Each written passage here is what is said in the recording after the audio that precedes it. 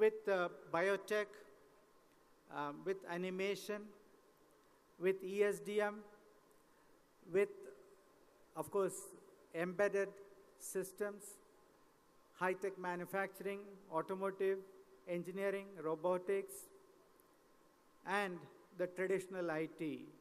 We have the diversity. We have the number of multinationals who are present here. In fact, even today, I would venture to say that the ecosystem that exists here in Bangalore is unique in the sense that, if you go to the valley, you have mature companies. Sorry, you have startup companies. But when you look at Bangalore, you have startups and you have mature companies. You have professionals from mature companies working side by side with startup companies, and that ecosystem is quite unique. You combine that with the opportunity that India provides for innovation, because anything that you want to do in India, anything that you want to market in India, anything you want to sell in India, any problem that you want to solve about India will require you to think out of the box. Now, how can you produce an automobile which is safe, which is fuel efficient, which is modern, which is current, which leverages all the developments in materials, all the developments in engine technology, everything.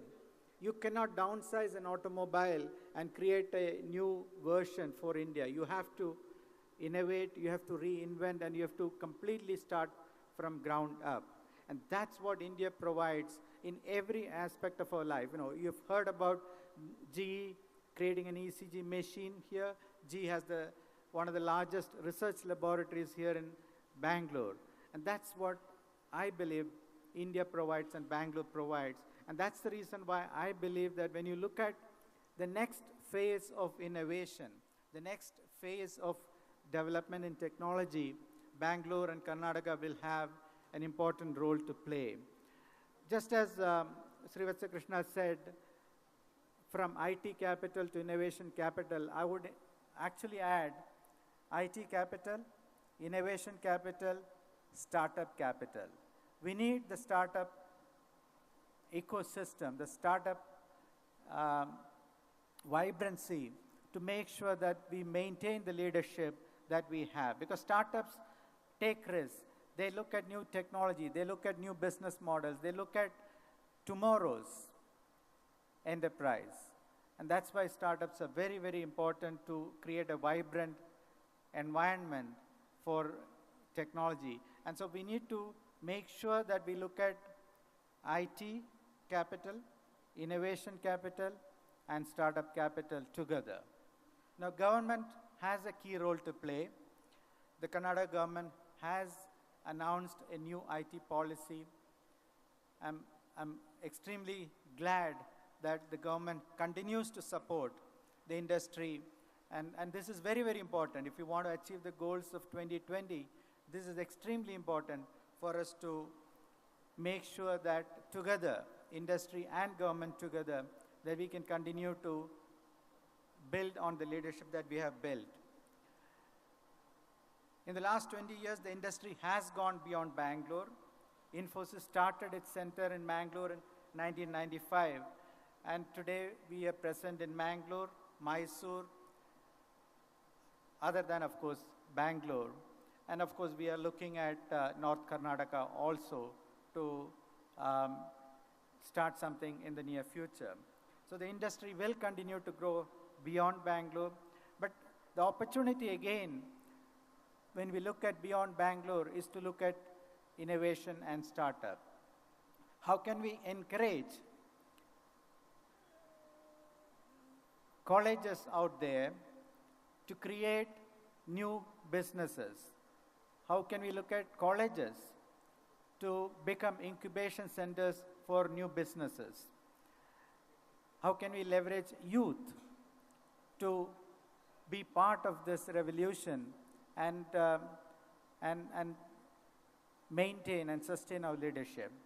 I was part of the announcement of an entrepreneur and innovation club in Indian Institute of Science NTIC, I think they called it 2 days back actually.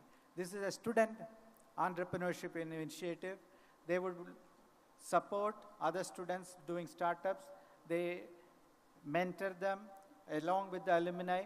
I think we need more of these so that we can create startups around the state of Karnataka in various colleges. In fact, I would really urge the government of Karnataka to support 7 startup incubation centers in Bangalore and at least 3 outside Bangalore in the next 1 year, so that we can accelerate this process and create startup ecosystems in many of the engineering colleges in the state. One last point I would like to make, since I have the Chief Minister here and the top leadership of the government of Karnataka here.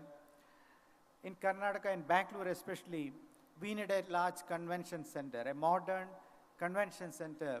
And I think we need to make sure that today we are in a good auditorium, but this is a temporary space. But we need a permanent space where we can hold large conventions, large seminars, etc. You know, you may not realize, actually Bangalore was ranked #1 for business visitors in India. We should take advantage of these things. We should not lose out.